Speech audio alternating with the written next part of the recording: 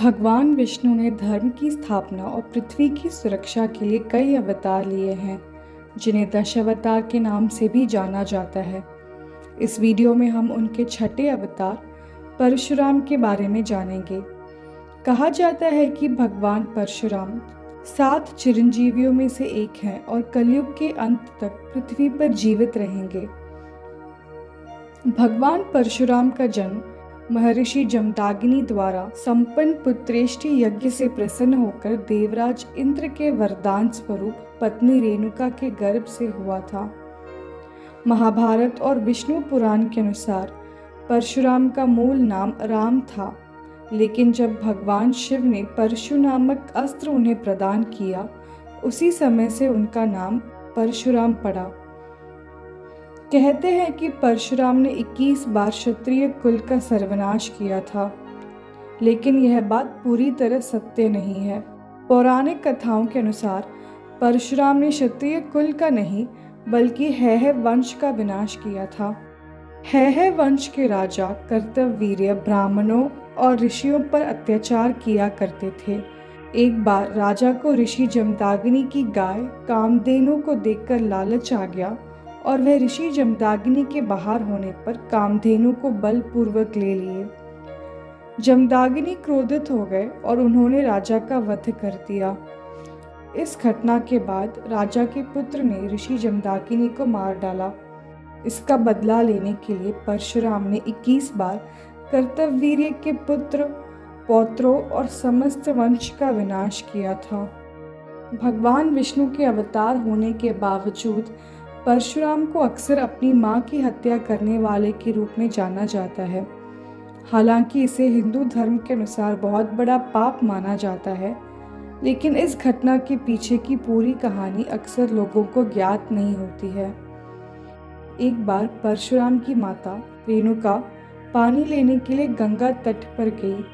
वहां उन्होंने एक सुंदर राजकुमार को कुछ सुंदर स्त्रियों के साथ जल में क्रीड़ा करते हुए देखा।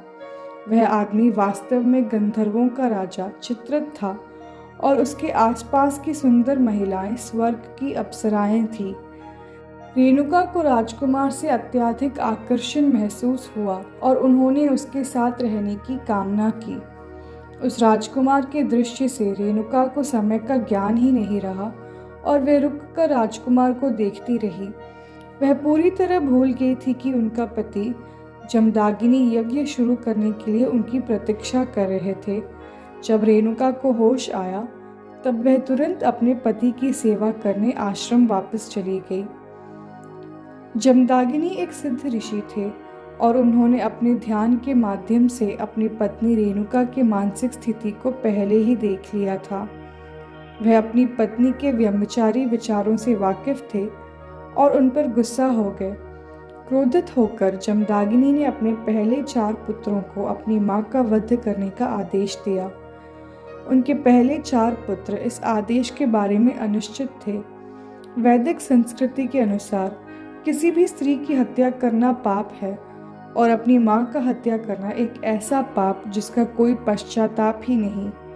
लेकिन बड़ों की अवज्ञा करना भी अपराध था, विशेष रूप से अपने पिता की, जो अपनी सभी संतानों के लिए एक प्राथमिक स्रोत हैं। बहुत मशक्कत के बाद जमदाग्नि के 4 पुत्रों ने अपने पिता की अवज्ञा कर अपनी मां की हत्या न करने का फैसला किया। जमदाग्नि ने फिर अपने 5वें पुत्र परशुराम से कहा कि वह अपनी मां और उनके साथ अपने 4 भाइयों को मार दे। परशुराम जानते थे कि अगर उन्होंने अपने पिता की अवज्ञा की तो उन्हें श्राप मिलेगा और जमदाग्नि स्वयं सबकी हत्या कर देंगे, लेकिन अगर उन्होंने अपने पिता के आदेश को पूरा किया तो वह प्रसन्न होकर वरदान देंगे। फिर परशुराम ने अपनी कुल्हाड़ी से अपनी मां और अपने 4 भाइयों का वध कर दिया। जमदाग्नि अपने पुत्र से प्रसन्न होकर उन्हें आशीर्वाद देते हैं और कोई भी वर मांगने को कहते हैं। भगवान परशुराम ने अपनी मां और अपने 4 भाइयों को वापस जीवन में लाने का अनुरोध किया और कहा कि उन्हें परशुराम द्वारा मारे जाने की स्मृति न हो। जमदाग्नि अपने पुत्र से प्रसन्न होकर उसकी इच्छा पूरी करते हैं। रेणुका और उनके 4 पुत्र वापस जीवित हो जाते हैं और उन्हें उन सभी घटनाओं की कोई स्मृति नहीं थी।